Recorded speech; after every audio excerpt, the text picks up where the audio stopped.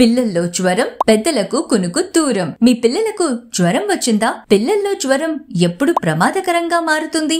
ఎలాంటి చికిత్స అందించాలి? ఈ విషయాలు తెలుసుకోవడానికి ఈ వీడియో పూర్తిగా చూసేయండి. పిల్లలకు కాస్త శరీరం వెచ్చగా అయ్యింది అంటే చాలు, తల్లిదండ్రులకు కంటి మీద కునుకుండదు. ఎప్పుడు తగ్గుతుందా అని గాబరా పడతారు. అయితే అన్ని జ్వరాలు ప్రమాదం కాదు, కానీ అవసరమైన జాగ్రత్తలు మాత్రం తీసుకోవాలి. పిల్లల్లో జ్వరానికి కారణాలు ఏంటి? నెలలోపు చిన్నారులను చేతులు శుభ్రంగా కడుక్కోకుండా ఎత్తుకోవడం, ముద్దులు పెట్టడం వల్ల బ్యాక్టీరియా చేరి ఇన్ఫెక్షన్ వచ్చే ప్రమాదం ఉంది. సీజనల్ వ్యాధులు, dengue, malaria, chikungunya, typhoid, viral fever కు సంబంధించిన లక్షణాలను కూడా జ్వర లక్షణాలుగా భావించవచ్చు. పిల్లల్లో జ్వరం లక్షణాలు ఎలా ఉంటాయి? పిల్లలు సరిగ్గా పాలు తీసుకోకపోవడం, బాగా మగతగా ఉండటం, ఆడుకోకుండా డల్ గా ఉండటం, ఎక్కువగా మాట్లాడకుండా నిశ్శబ్దంగా ఉండడం, ఆహారం, నీరు సరిగ్గా తీసుకోకపోవడం. నివారణ చర్యలు: పిల్లలకు జ్వరం ఉన్నప్పుడు పోషకాహారం అందించాలి. బాడీ డిహైడ్రేట్ కాకుండా హైడ్రేట్ గా ఉండేలా చూసుకోవాలి. జ్వరం వచ్చినప్పుడు తేలిగ్గా జీర్ణమయ్యే